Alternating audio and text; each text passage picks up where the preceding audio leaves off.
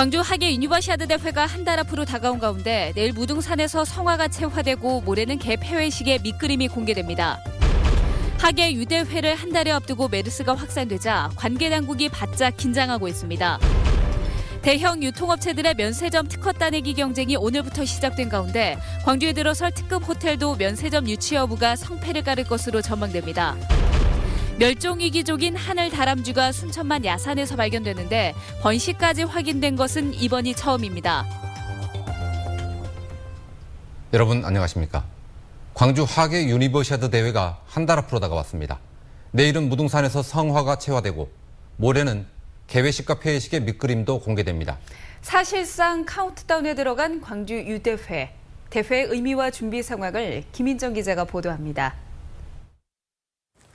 2015 하계 유니버시아드는 광주 전남에서 열리는 역대 최대 규모 국제 행사입니다. 그동안 우리나라에서는 두 차례 유대회가 열렸습니다. 1997년에는 전북 무주에서 그리고 2003년에는 대구에서 열린 적이 있습니다. 세 번째로 열리는 이번 광주 대회는 유니버시아드 대회 56년 역사상 최대 규모입니다. 21개 종목의 170개 나라 그리고 14,000여 명의 선수들이 참가할 것으로 예상이 되는데 최종 엔트리는 오는 3일에 마감됩니다. 우리나라는 종합순위 3위를 목표로 하고 있습니다. 2009년과 2011년 대회 때 중국, 러시아에 이어 3위를 차지했지만 2년 전 러시아 카잔 대회에서는 일본에게 3위 자리를 내줬습니다. 3위 탈환의 선봉장은 우리 지역 출신 선수들이 맡았습니다. 체조의 양학선, 배드민턴 이용대, 그리고 양궁의 기보배 선수가 금메달을 노리고 있고 체조요정 손현지 선수는 금메달과 함께 관중몰이 선봉에도 서 있습니다. 대회가 다가오면서 준비는 바빠졌고 분위기는 살아나고 있습니다. 당장 내일은 무등산 장불재에서 성화가 채화되고 4일 제주도를 시작으로 성화가 전국 곳곳을 누비게 됩니다. 광주를 세계에 알리게 될 개회식과 폐회식이 어떻게 꾸며질지 그 밑그림도 공개를 앞두고 있습니다. 10,000명 규모의 자원봉사자들은 손님 맞이 준비를 마쳤습니다. 대회 기간 동안 친절과 헌신으로 우리 광주의 위상을 전 세계에 드높여 주시기 바랍니다. 대회 홍보에도 속도가 붙었습니다. 기아 타이거즈 선수들은 유대회 유니폼을 입고 전국의 야구 팬들에게 대회를 알렸습니다. 또 유대회 마스코트인 누리비가 응원단과 함께 전국 투어에 나서고 SNS 플래시몹 등 다양한 이벤트들이 준비되고 있습니다. 대회 흥행 카드 중에 하나인 북한의 응원단 파견은 여전히 미지수로 남아있지만 조직위원회는 희망의 끈을 놓지 않고 있습니다. 창조의 빛, 미래의 빛을 슬로건으로 내건 지구촌 청년들의 축제. 축제의 성패를 가를 수도 있는 운명의 한 달이 이제 카운트다운을 시작합니다. MBC 뉴스 김인정입니다.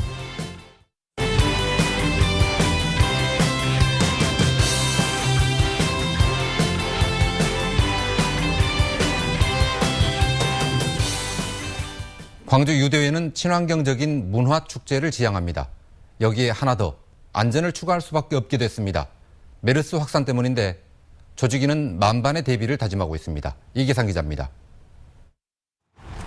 광주 유대회에 참가하기 위해서 이번 달 말 입국을 앞둔 선수와 임원은 170개국 2만여 명입니다. 이 가운데는 사우디아라비아와 아랍에미레이트 등 중동 지역 7개 나라 선수 490여 명이 포함되어 있습니다. 조직위원회는 일단 최초 입국장인 인천공항에서 1차 검역을 진행해서 메르스 의심 환자가 발견될 경우 인천공항 검역소에서부터 격리시켜 병원으로 이송할 계획이라고 밝혔습니다. 또한 잠복기 환자가 공항 검역에서 걸러지지 않을 가능성에 대비해서 유대회 선수촌에 열 감지 카메라를 설치해 의심 환자를 찾아내는 방안을 검토하고 있습니다.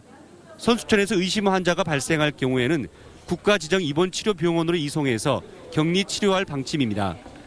의무실을 설치해서 수시 환자가 열이 많다든지 그 사람들 선수들이 열이 많을 경우에는 수시 예찰을 하고 모니터링을 해서 즉시 격리 후송 조치할 계획입니다. 오는 26일부터 대회 폐막식까지 차려지게 될 선수촌 병원에도 감염병 환자 임시 격리실이 추가로 설치됩니다. 그러나 국내 의심 환자나 잠복 환자 등이 광주공항이나 KTX 광주 송정역, 터미널 등으로 유입될 가능성에 대해서는 아직 근본적인 대책이 마련되지 못했다는 지적이 나오고 있습니다. MBC 뉴스 이기상입니다. 메르스 의심 증세로 광주에서 격리 치료를 받은 환자 2명은 모두 메르스가 아닌 것으로 판명됐습니다. 2차 검사에서도 음성 판정이 나왔습니다. 보도에 조현성 기자입니다. 지난달 29일 고열과 콧물 등 메르스 의심 증세를 보여 광주의 한 대학병원으로 이송되어 온 30대 남자 환자 B씨. 다음 날 1차 검사에서 음성 판정을 받은 데 이어 2차 검사에서도 메르스가 아닌 것으로 최종 판정을 받았습니다. 완도에서 공중보건의로 일하는 B씨가 메르스로 판정됐을 경우 B씨가 보건소에서 진료한 환자들 모두 격리 대상이 될 수 있었지만 다행히 그 같은 상황은 피하게 됐습니다. 현재는 이제 편도선염 정도로 의심이 되고 상태도 양호한 편입니다. B씨에 앞서 격리 치료를 받았던 20대 여성 환자 A씨도 2차 검사에서 음성 판정을 받고 퇴원했습니다. 전북 정읍에 사는 B씨는 중동이 아닌 다른 나라에 머물렀다가 메르스가 의심돼 자진해서 격리 치료를 받았지만 역시 단순 질환으로 판명됐습니다. 광주시와 전라남도는 메르스 환자와 간접 접촉한 사실이 있어 현재 자택 격리 중인 대상자가 각각 2명과 4명이 있지만 이들 모두 질병 의심 증세는 없다고 밝혔습니다. 증상은 없거든요, 분들이. 근데 간접 접촉자들이 대부분인데 이분들에 대해서도 이제 강범위하게 이제 격리를 해야 된다 이렇게 저희한테 명단이 통보가 돼서. 또 질병관리본부 지침에 따라 이들 격리 대상자들에 대해 매일 2차례씩 발열 여부를 점검하고 있다고 덧붙였습니다. MBC 뉴스 조현성입니다.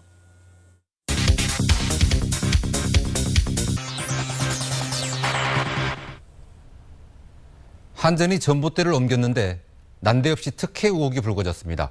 그동안 주민들의 요구는 번번이 무시하다가 국회의원 건물 근처에 있는 전봇대만 이설했다는 건데요. 한전은 정상적인 민원 처리라고 밝히고 있지만 뭔가 꺼림칙합니다. 양현승 기자가 취재했습니다. 새정치연합 이윤석 의원의 무안군 사무소입니다. 한전이 지난 2월 2천여만 원을 들여 건물 인근에 전봇대 2개를 뽑았습니다. 한전은 노후된 전봇대가 건물로 기울어 위험하다는 의원실의 민원이 2차례 접수된 데 따른 거라고 설명합니다. 특혜 의혹 아니냐, 갑질이 아니냐, 그런다면 작년에 해줬죠. 시민사회단체들은 상가 앞에 다른 전봇대는 그대로 놔두면서 유독 국회의원 사무소 인근 전봇대만 철거한 것은 특혜라며 반발하고 있습니다. 한전은 이 의원 사무소 앞뿐만 아니라 다른 전봇대도 민원에 의해 이설한 사례가 있다고 밝혔습니다. 인도 중앙위가 있기 때문에 이 선정은 반드시 퇴거가 돼야 되거든요. 왜? 특히 지금 현재 가업축으로 가 있고 인도 중앙에 있는 전기는 우리 한전에서 반드시 빼줘야 될 전기입니다. 한전은 이 의원 사무실 인근에 다른 전봇대도 추가 철거에 나섰습니다. 계획들이 있었던 것입니다. 오늘 옮기면 이거 하나 옮기고요. 또 이쪽에 또 하나 있습니다. 이 앞에가 똑같은 사이로 포차가 안쪽에 들어가 있습니다. 이걸 또 저희들이 계획 중입니다. 그러나 시민사회단체가 대규모 집회 신고를 경찰에 접수한 지 하루 만에 한전이 설계를 끝내고 집회를 하루 앞둔 시점에 공사를 시작한 것으로 확인되면서 배경에 궁금증만 커지고 있습니다. MBC 뉴스 양현승입니다. 유통업계에서 면세점은 황금알을 낳는 거위로 불린다고 합니다. 광주시와 신세계가 같이 추진 중인 특급 호텔도 면세점 유치 여부에 따라 성패가 갈릴 것으로 전망됩니다. 한신구 기자입니다. 250객실 이상의 특급 호텔을 짓기로 지난달 협약을 맺은 광주시와 신세계. 실제 내년 착공에서 완공까지 가장 큰 관건은 면세점의 유치 여부입니다. 호텔만으로는 흑자를 낼 수 없기 때문에 큰 손으로 불리는 중국인 관광객 유치와 안정적인 수익원 확보가 필수적이기 때문입니다. 명품이라든지 고가의 상품 그리고 다양한 쇼핑 항목들을 요구하는 부분들이 있기 때문에 분명 이런 수요적인 부분에서 필요한 부분을 충족시켜 줄 수 있는 대기업의 참여도 필요하고요. 서울에서 면세점을 운영하는 호텔 롯데와 호텔 신라가 이를 잘 보여줍니다. 호텔 수익은 10에서 15% 정도에 불과해서 85% 이상인 면세점 수익으로 보존하고 있습니다. 오늘 면세점 4곳에 대한 추가 특허 신청에 신세계와 하나 등 7개 대기업과 유진 등 10개 중소 중견기업이 몰린 것도 이 때문입니다. 그렇다면 광주에도 면세점이 들어설 수 있을까? 현재로서는 호텔과 연계해 중소기업이나 중견기업이 참여하거나 외국인 관광객이 1년 전보다 30만 명 이상 늘어야 합니다. 그렇지만 연간 6, 7만 명에 불과한 외국인 관광객이 하루아침에 늘기 힘들고 지난해 관세청 고시 개정으로 호남권에서 광역권으로 바꿔 사실상 힘든 상태입니다. 광주시는 때문에 관세법 재개정과 대기업의 참여가 가능하도록 규제를 풀어줄 것을 정부에 건의하고 있습니다. 관광 인프라가 좀 구축이 돼 있으니까 이런 광역시 내에도 지역 경제가 활성화될 수 있도록 또 지역에 투자가 될 수 있도록 이런 대기업도 참여할 수 있도록 유통업계에서 마지막 남은 황금알을 낳는 거위로 불리는 면세점.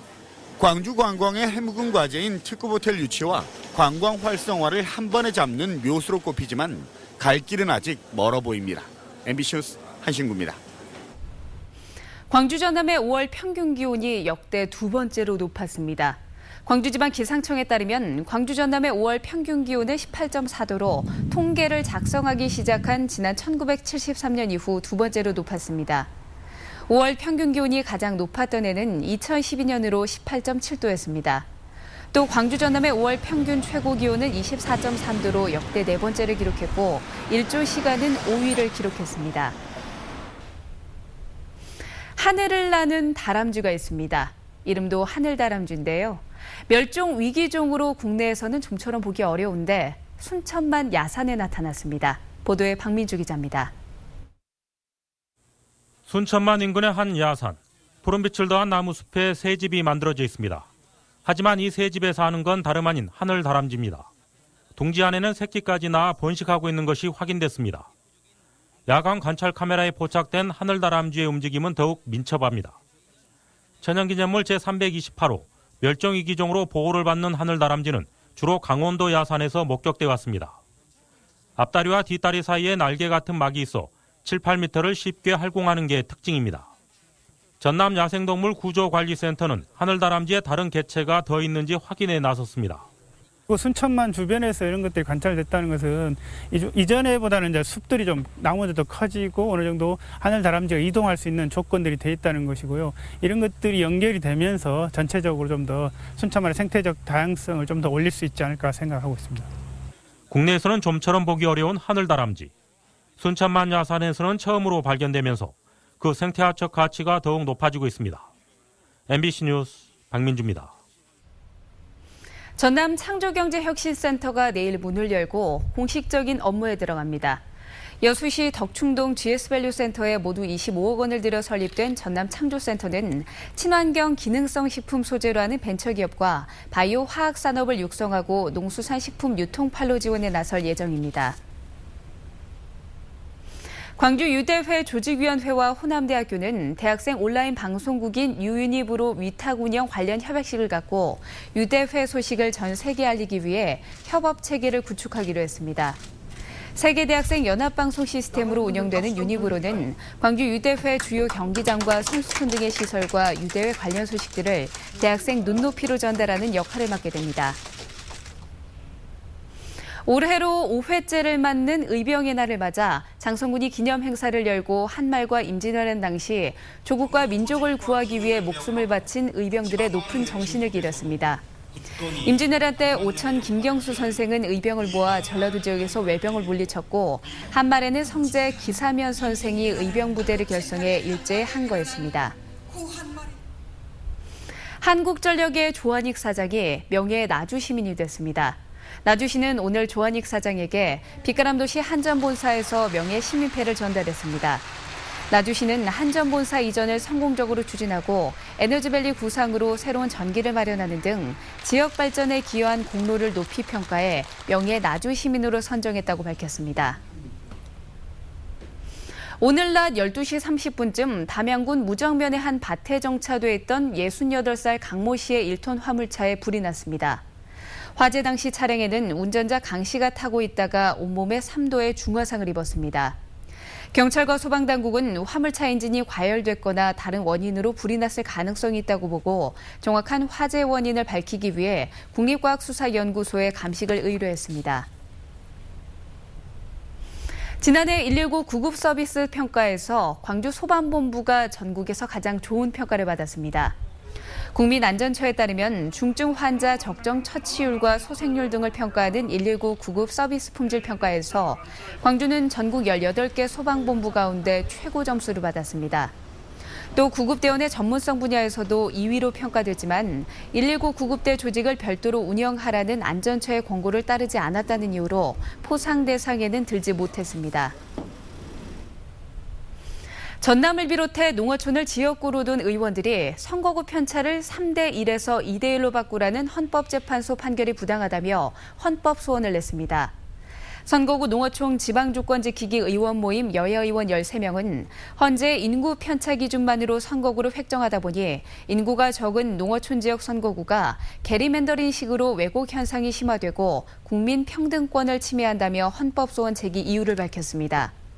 한편 헌재 결정으로 조정해야 하는 선거구 62곳 가운데 인구 하한에 못 미쳐 통폐합 위기에 놓인 25곳이 대부분 농어촌 지역입니다. 양학선 손현재 선수가 금메달을 노리는 광주 유니버시아드 대회 체조 경기 조 추첨이 오는 4일에 열립니다. 체조 경기 조 추첨은 국제체조연맹 기술 규정에 따라 최종 엔트리 마감 후 2주 내에 해야 하는데 통상 개막 1개월 전에 국가와 개인별 연기 순서와 공식 훈련 일정을 결정하게 됩니다. 추첨에는 1996년 아틀랜타 올림픽에서 은메달을 딴 여홍철 경희대 교수 등이 나섭니다.